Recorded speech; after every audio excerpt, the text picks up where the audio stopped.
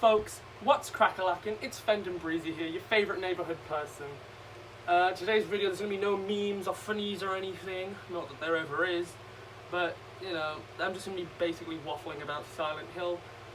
Because if you didn't see, rumour has it that there's a new Silent Hill game in the works, and it's going to come out for the PS5. And if that's the case, then I already know what I'm getting between PS5 and Xbox. So yeah, just a heads up, this video will probably have a lot of spoilers for the entire Silent Hill franchise. So, you know, if you haven't played those games, or you know you're planning to, or you just don't want them spoiled, I would recommend you don't watch this video. But other than that, keep watching. Oh, and also, these are just my opinions. So, you know, don't take this as a proper critical review. I'm not somebody who's qualified to give a review on anything, basically. Also, if you want to know what that is, it's a fan because it's over 20 degrees here. Actually, what is the temperature?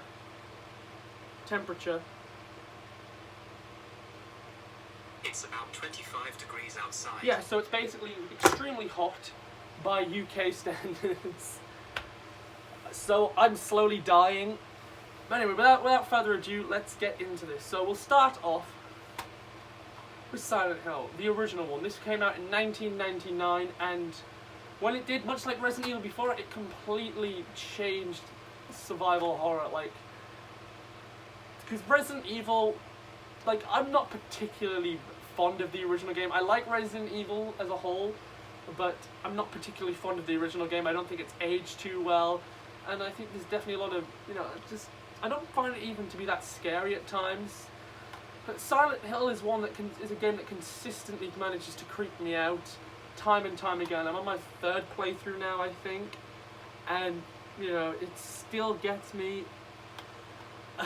Just it has one of the, like, just has such a great atmosphere, and you know, the use of fog in the game was both a great way to build that atmosphere, and was also something that was great for development because they used it, of course, to basically be able to make the town more detailed because of the PS1's poor render distance. So they just was like, oh, what if the town's covered in fog? There we go, we've sorted that out. So that's cool. And you know, basically became a staple of the franchise. I really liked the story of this game, you know, it being about the cult and Harry searching for his daughter, and but that was kind of more, actually I think the Harry search for his daughter thing definitely more so took a backseat, because it was mainly about Alessa, really, and the ritual, which was, and again, like I said, it was an interesting story. Sorry, I'm just not great at explaining things. This is going to be quite a painful video. This is going to do wonders for my watch time as well. Yeah. Also, one thing as well about this game that I was really thought was really cool was the CG cutscenes. Not only do they look fantastic by PS1 standards, but they were all made by one person who basically lived at Konami for like however long he was doing it for. God, why can I never remember these people's names? Fuck. Like, you know, there's no, like, I don't know how I can never remember the names of Team Silent. Like, there's three that come to mind: of Takayoshi Sato, Masahiro Ito, and Akira Yamaoka. Of course, everybody knows Yamaoka. I just don't remember who it was. I'm very sorry, Mr. Man, Mr. Silent Hill Man. The only issue I have with this game is basically, well, I guess the controls can feel a little bit too clunky at times. And as well, there's like the sewer section later in the game just feels like padding, really. Oh, and of course the game's case, but that's just an issue because PAL PS1 cases are fucking shit. Like, look at this. Like, in other parts of the world, they got these nice CD cases that were like, you know, actually had some integrity to them. These things, they just crack as soon as you so much as breathe near them. But yeah, it's still a fantastic game. And like I said, despite the padding issues that, you know, plague the game's sewer levels, it's still great. And that final stage, the nowhere level, oh man, that was so cool, because it was like, you know, it was all like these different areas from previously in the game, and there was no map or anything. So you basically just had to use like memory to do it. Like you just had to like memorize the layout of everywhere. I mean, there were, you know, visual clues, like, you know, certain doors were marked with certain words, so it was easier for you to kind of know where you were. But it was still cool. I liked this game. It's great. Right, next up we have not Silent Hill 2, but one that I believe came out in between, which is this here. If you can see that. Silent Hill play novel, released in 2001. And it was basically just a visual novel version of Silent Hill. It was a Japan exclusive game as well, so being that's the case, it's all in Japanese, which just so happens to be a language that I don't speak.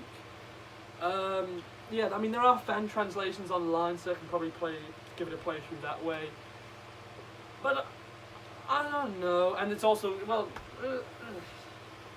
I don't know if this was a thing that really needed to exist. I mean, you know. Although it does have this, it does have some really nice, terribly compressed 240p, well probably less than 240p, resolution video of Silent Hill's cutscenes. So that's a thing. If you want some awfully low quality video from Silent Hill, this is where you can come. I don't really have much to say about this. It's just a bit of text, isn't it? Right. Next up is the absolute gem of the series, Silent Hill 2. Now, if you saw my top 10 games video, you'll know I put this game at number 1, so you already know how I feel about this game. I absolutely fucking love this game. I will always say pick the PS2 version because it's basically the definitive version of the game. Yeah, the story is just brilliant. You know, the characters are great, and I think it deals with a lot of sensitive topics in actually quite a good way. Like, you know, they're not there just for the sake of being there, you know, they are explored, and they're not just there so it's like, this game is edgy. Yeah. Spoiler alert, by the way, right now, I remember the first time that I played through this game and I was at the hotel section, and finding out that James killed Mary, because of course it's a long time, it's like, Mary died 3 years ago from that disease. Yeah, and I like things that around the hotel, I remember starting to not add up, because Laura gave James a letter that was like, happy 8th birthday. You know, she was like a happy 8th birthday thing, and then James was like, Laura, how old are you? And she said, oh, I turned 8 last week, basically implying that Mary hasn't been dead for all that long. And then, of course, you find out James killed Mary. So, in all likelihood, James killed Mary probably only days before coming to Silent Hill. And then just basically built up a delusion, like, just in his head that, you know, Mary had died 3 years ago. Which, I don't know how one can even manage to do that. You know, and then one thing I really like about this game is its ambiguous endings, actually. Because with the original Silent Hill, because of course Silent Hill 3, which we'll get onto in a bit, Silent Hill 3 is a direct sequel to the original Silent Hill, so you kind of know that one of the good endings is canon, because of course there's 2 bad endings as well. But you know that those aren't canon because Silent Hill 3 couldn't exist if those were canon. So you know that Harry survives, like you know that that's what happened. But with Silent Hill 2, because it's its own little thing, you know, you don't know whether or not James survived, if he went with Maria, if, you know, he just left the town, if he decided to go and try and bring back Mary. Like, it's just never explained. Personally, I'm not sure which one I think. Generally, the fan favourite, like the one that's considered canon, is In Water, in which James gets in his car with his wife in the boot and drives into the lake, and he's dead. Yeah, I guess it makes sense because of the game's, you know, extremely depressing atmosphere, and you know, the character of James from the way he's dressed, the way he speaks, and reacts to things around him. Like, you can tell that he's a very emotionally damaged person. And we're already at 10 minutes. This is probably going to end up being my longest video. Woo! Let's keep going. Right. Silent Hill 3. I think out of the original 4 Silent Hill games, this one is just kind of the most whatever to me. I think it's a better game than Silent Hill 4, but, you know, Silent Hill 4 is a more unique game. So like I said, it's a sequel to the original Silent Hill. You play as Heather Mason this time, who is Harry Mason's daughter. And from what I remember, she is Cheryl and Alessa combined once more back into, you know, just Alessa. So Heather is the only female protagonist in the main Silent Hill series, unless you count Book of Memories, but that didn't really have a main character. That was just kind of, you know, a character select. You could, like, not character selection, but you could make your own character, so I don't really count that. And I believe she's also the youngest as well, at only 17. Yeah. One thing I do think that this game improved on, well, maybe not improved, but like one thing that this game definitely did to change up the formula was, first of all, you don't start off in Silent Hill. It's like Silent Hill comes to you. You didn't go to Silent Hill. Like, I don't think you end up in Silent Hill until like quite a bit through the game. But like, at first you start off in Heather's hometown, wherever that it may be. But like, it's like Silent Hill's reaching out to her. So then you start off in the mall, of course, and that's when things get all spookity-wookity and all fuckity-wuckity. And I like how all the levels kind of lead into each other at that point. So like, from the mall, you go down into the subway that's in there, and now you're in the subway level. And then from there, you get on a train, like in the subway level. And then you're in the construction site, and then you can keep going, and eventually you get home, and spoiler alert, Harry's dead. He's dead as fuck. He's been killed. And then basically the plot kind of changes, you know, because the character's motive Heather's motive just completely changes at that point, because at first it's get home, I want to go home, I'm going to get home. And then Harry's dead, and now it's about revenge. So she makes her way to Silent Hill to get revenge, basically, on Claudia. And then that's kind of where it's more traditional Silent Hill from there on. I mean, it's very traditional anyway, but it becomes more so because then it's, you know, you're in Silent Hill.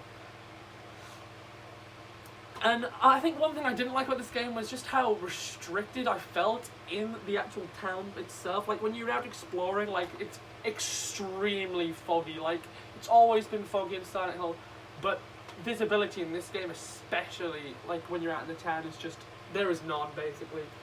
And, like, the town itself is very blocked off and gated, and I think that's why they made it super foggy, to kind of discourage exploration, which is not something I'm particularly fond of, especially, you know, in Silent Hill 1 and 2, when you could find, you know, you could get rewarded, basically, by finding, like, health drinks or ammo or whatever from exploring the town in between levels. But this game has pretty much none of that. I did like that you kind of revisit some locations from Silent Hill 2, like you in Heaven's Night, Brookhaven Hospital, things like that. But at that point then, it just kind of felt as if it was an expansion to Silent Hill 2 at points. I mean, those two games still are very different, but I think it's the fact that 3 reuses a lot of assets from Silent Hill 2 that kind of ruined it for me in those areas. It's still a fantastic game, and I would say that it's a scarier game than Silent Hill 2, but it wasn't as enjoyable. I'm only on my second playthrough, and I think after beating the game again, I don't think I'll come back to it for a while, but it's still not bad. And also, if you own the NTSC version, you get an extra disc that has the game's soundtrack on it, which is great because Silent Hill games have great soundtrack.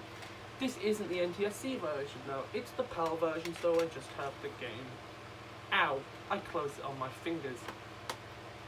Let's move on to what some people may call the final Silent Hill game, or, you know, considered to be the last proper Silent Hill game. In fact, some people would even say Silent Hill ended at 3, or should have ended. But we move on to Silent Hill 4: The Room, released in 2004. It's actually incredible. Like, these 4 games didn't even come out that long after each other. You had Silent Hill in 1999, Silent Hill 2 in 2001, and then 3 in 3 in 2003, and this game in 2004. So in 5 years, the franchise is kind of already on its way out, or on the decline. Silent Hill 4 for me is kind of an odd one. I think I like it more than Silent Hill 3, but I wouldn't say it's as good a game as Silent Hill 3, I guess, objectively speaking. I think you're better off with 3 than 4. In fact, actually, out of the original Team Silent Hill games, this is the only one I haven't yet finished. I got up to the water prison, and I just kind of stopped playing. I was like, yeah, okay. But even despite that, I really enjoyed what I played, and I don't remember why I stopped playing. I think it was just I was like, yeah, okay, I'm just going to move on to another game now. But I'm going to have to come back and play this because I really did enjoy it when I was playing it. Whoa, these game cases are slightly different. What's the deal with that? Yeah, I'm gonna have to try and finish this game at some point, because from some of the later stages, especially that hospital stage, it looks super cool. I know common complaints with the game are that it changed a lot about the Silent Hill formula. For example, there's no exploration of the town in between stages. You've got there's like a hub world sort of thing with Henry's apartment, and of course only being able to save in your apartment, but that's kind of not really a big deal when you think about it, though, because the holes that lead back to the apartment are about as common as save spaces were, or like save areas were in the first 3 games, so it's not really a big deal. I know one thing I didn't like about the games specifically was the live inventory, because of course in previous Silent Hill games you bring up the inventory screen and that would pause the game, and you didn't have to worry about running out of inventory space. In this game, you use a D-pad to change items, and you only have 10 spaces, so you have to kind of keep going back to your apartment to put things in a chest, take things out.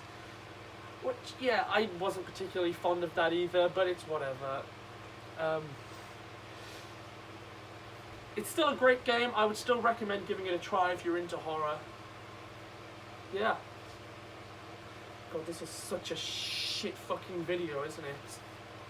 Right, let's take a break from games now, because let's talk about the original Silent Hill movie, released in 2006. Now, this is again, this one's not for rental, good thing I didn't rent it.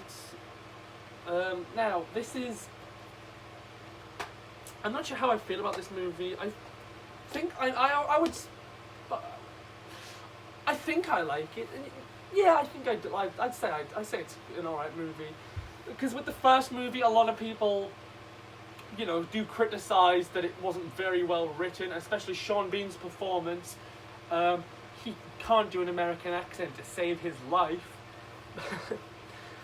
But the atmosphere was there. The atmosphere itself felt like Silent Hill, but the story was loosely based off the first games. So you had characters like Sybil Bennett, Dahlia, Gillespie, Alessa, but then there was kind of like a role reversal. So you had what's her face, Rose De Silva instead of Harry Mason, and Sharon De Silva instead of Cheryl Mason. So yeah, that's cool, I guess. Now, I've watched this movie a couple of times, and it's not awful. I think there's definitely I definitely think there are things to appreciate with this movie. That's about it. That's all I got to say about it. It's an okay movie. It didn't really need to exist, but it does, and it's okay. Alright, now we get on to the other 4 games in the series. So we start off with Climax Studios in 2007 decided, okay, let's make a prequel to the original Silent Hill Origins. It's very traditional, but not in a good way, really. Like, it just, like, there's nothing really of its own personality, almost. Like, that's kind of how I feel about this game. It's very play it safe, I guess. But with that said, I do like this game.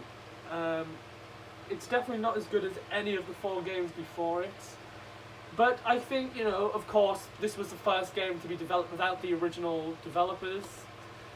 And I think, with that in mind, a very play-it-safe, traditional Silent Hill was probably the best bet that Climax could have gone with.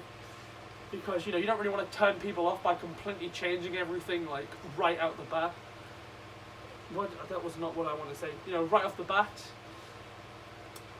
Yeah, but I do wish that they kind of scrapped the whole prequel to the original Silent Hill thing, but I guess, again, that was more so, again, to keep people on board with it, you know, using characters and story elements that we were already familiar with. So, of course, you've got Dr. Kaufman, Lisa Garland, again, Dahlia, Alessa. So yeah, but I do think I wish that they just made it about Travis, because Travis is an interesting character in my opinion, and I think that they just kind of did ruin him by kind of making Travis's own personal story kind of kicking the back seat. And I guess that they did that with the first Silent Hill, but the first Silent Hill anyway was about Alessa. Like, you know, Harry didn't have his own personal journey to go on other than looking for his daughter. You know, he didn't have any repressed emotions, whereas Travis does, and I think that they should have explored that more. Like, they could have still made it a prequel, but, you know, kind of went a bit lighter on it and, you know, focused more on Travis. But like I said, not a bad game, but not a particularly interesting entry into the series. It's very, you know, if you're interested in playing some of the Silent Hill games after Team Silent, then I would say try Origins, because it's very play it safe. But yeah, now we'll go on to the next game in 2008. This time Silent Hill went HD. How about that? It was all next gen on the Xbox 360 and PS3 with Silent Hill Homecoming, and Jesus Christ, what a fucking train wreck it was. Alright, maybe I exaggerated a bit. I don't appreciate the game. I like it, I guess, but I guess that's really only because it's got the name. That's only really because it's part of Silent Hill. But there's a lot wrong with this game. First of all, the combat. Double Helix clearly wanted to make this an action game, so you've got like attack combos. There's like dodge buttons. You can like roll out the way and things like that. And it's just no. One thing that was cool, I guess, but also wasn't necessary, was that before, in previous Silent Hill games, when you had firearms, you would press L2, or, right, not L2, sorry. Yes, it was L2. L2, or left trigger, or whatever, you know, and you would auto-aim at enemies, because that wasn't really the main focus. You weren't, you know, it wasn't about action, it was just about surviving, so you would automatically aim at enemies. I think you could turn it off if you so desired, but most people tend to leave it on.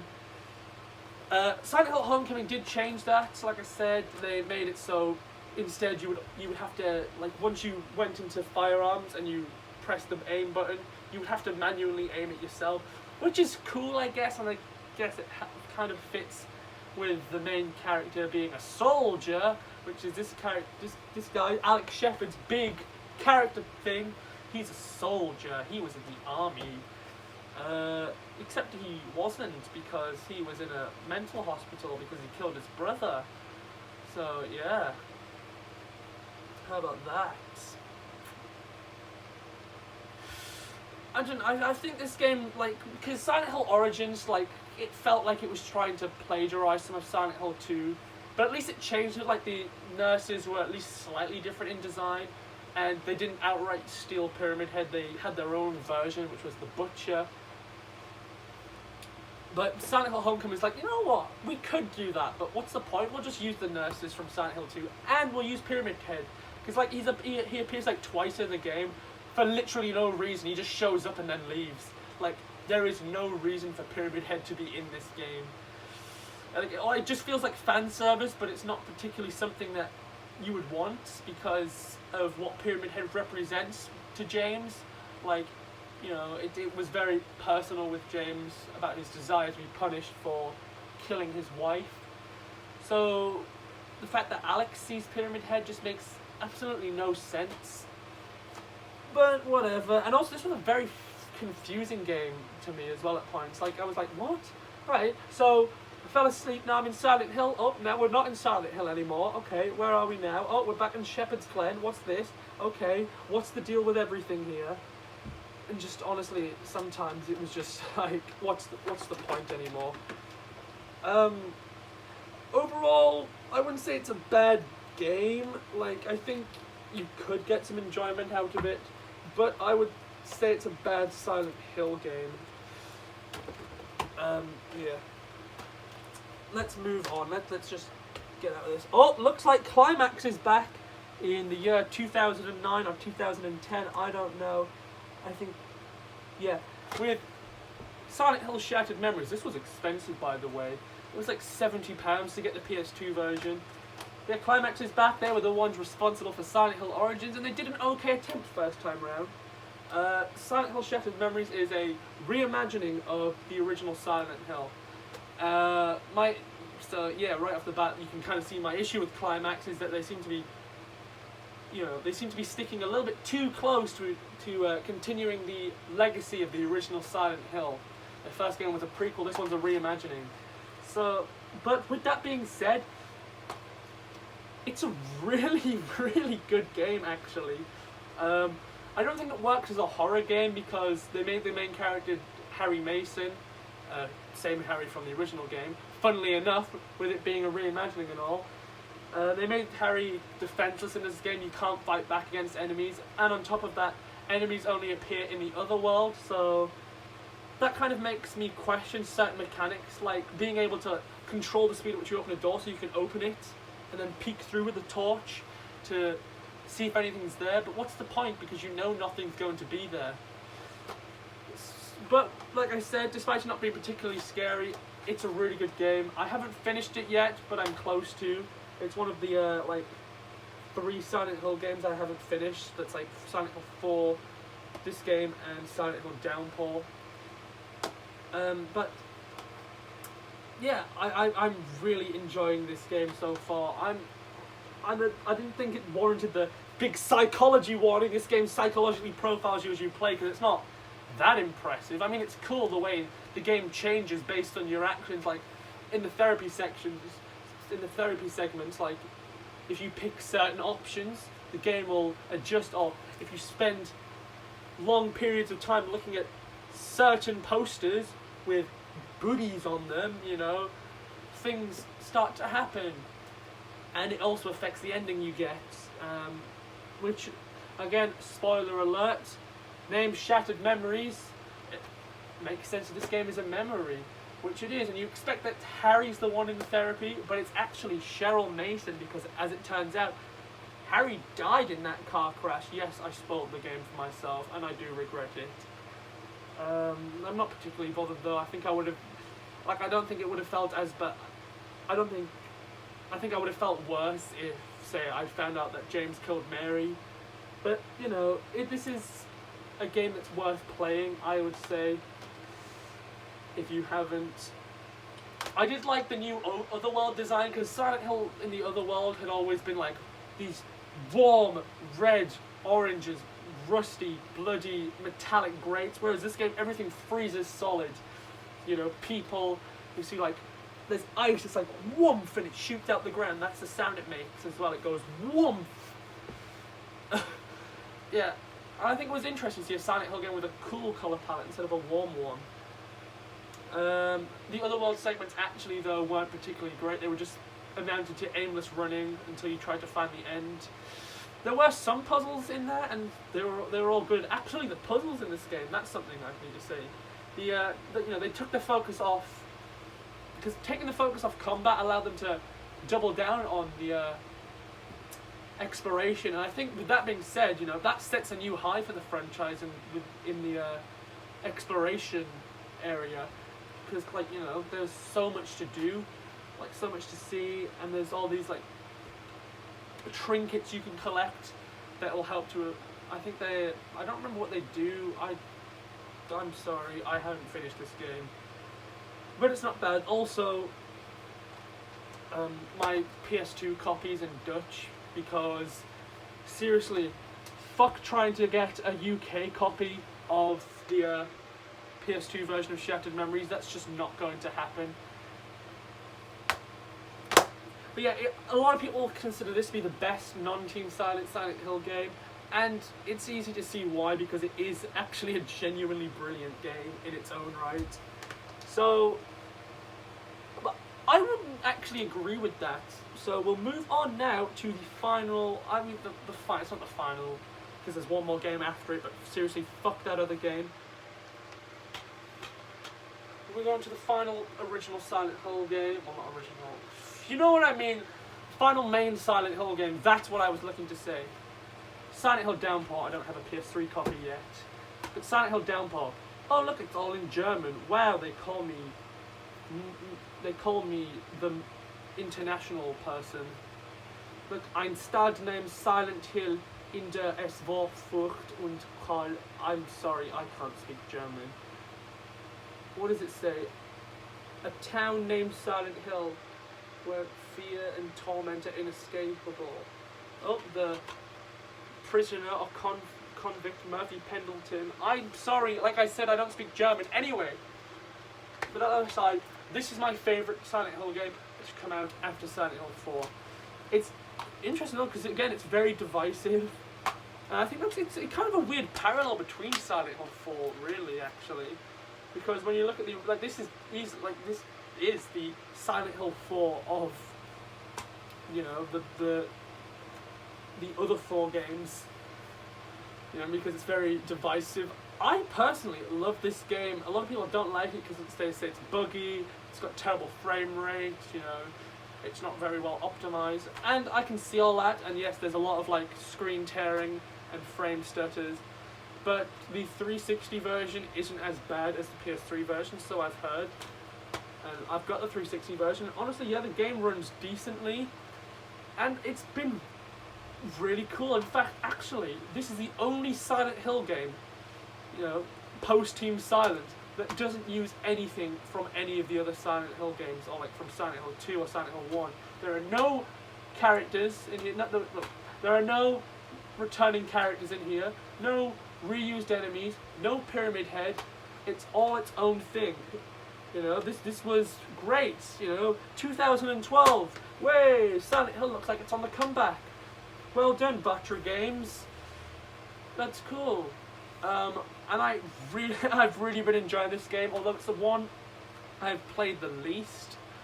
But it's like, even with the small time I've spent with it, it's easily managed to become my favourite of the post-Team Silent Hill games.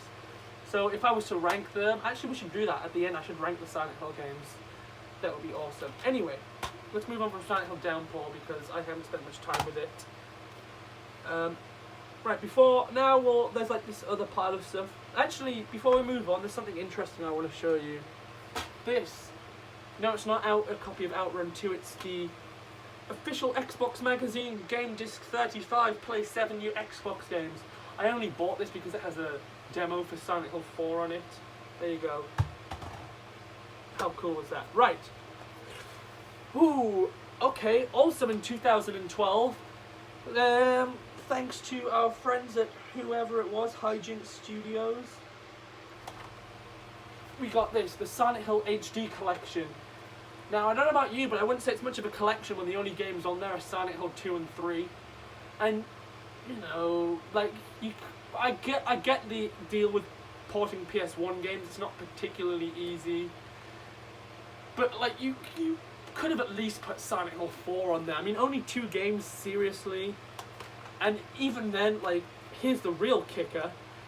These games, these versions of the games rely on unfinished source code of the original games because Konami doesn't have the finished source code anymore.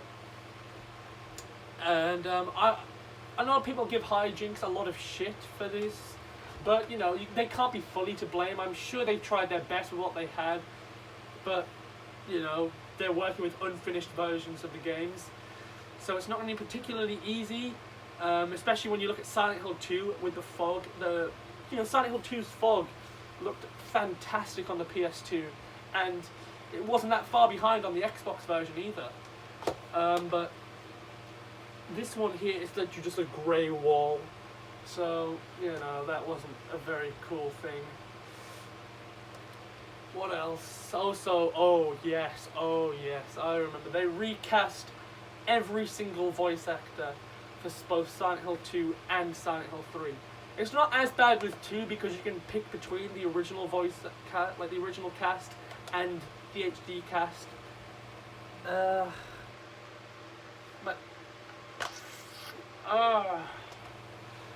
It's a guy. I'm trying to remember who voiced James Sunderland in the HD version.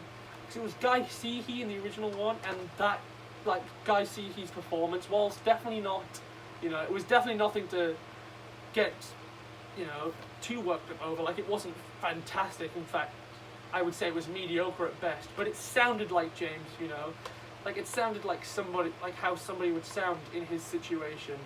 Whereas I'm sorry, I don't remember. I don't want to look it up because that's kind of what I'm like. They were just like the James's new voice. They were just like, my name is James. That was an awful impression.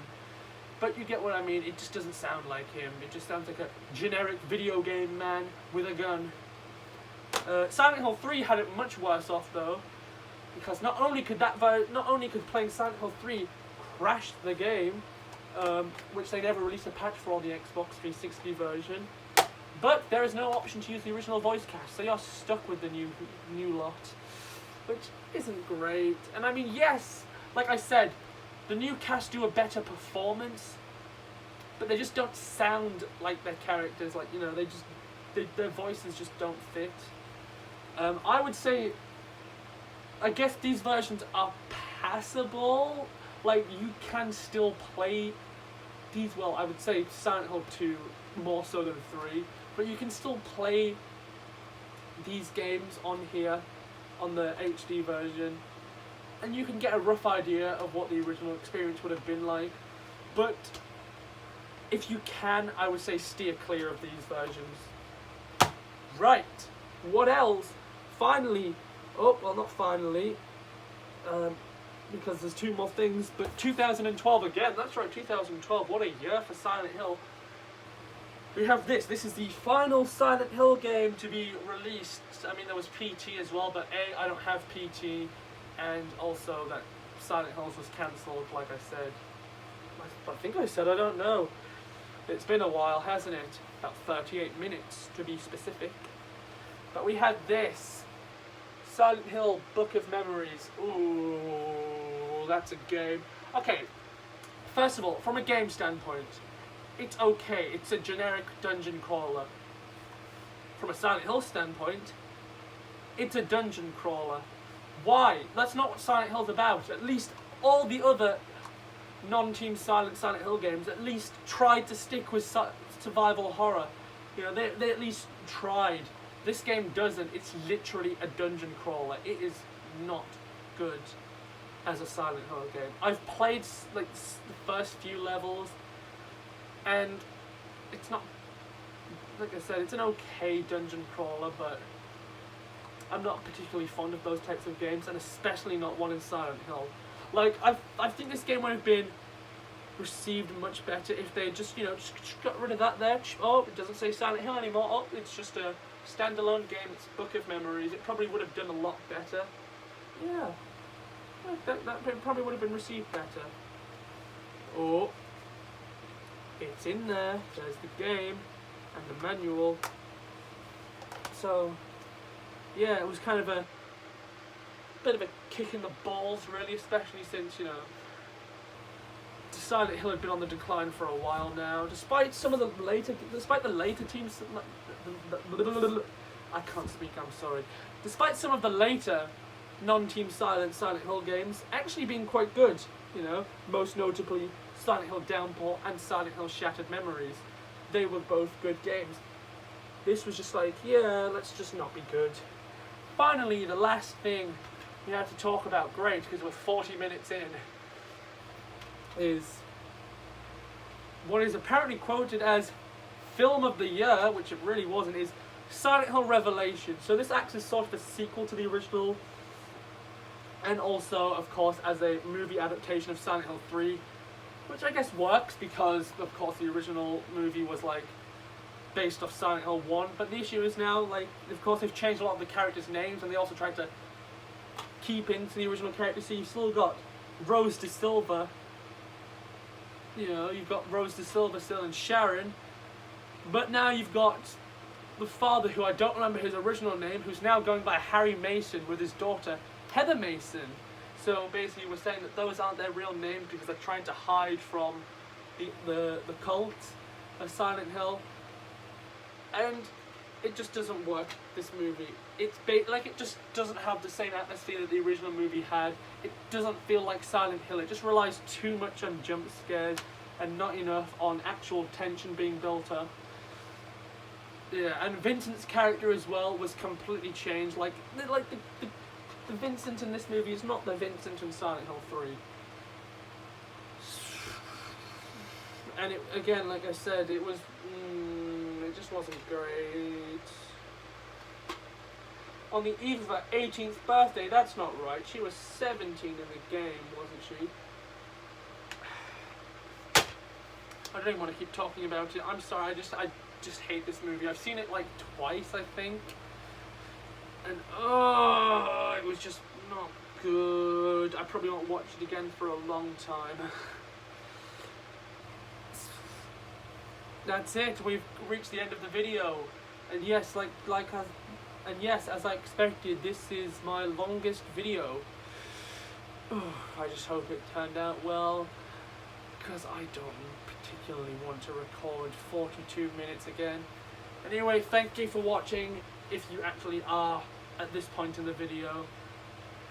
Please leave a like, it means a lot to me. Subscribe as well, because it will be pog. And hopefully we can make some more meme content at some point. But I enjoy doing these more serious videos. Thanks. Bye.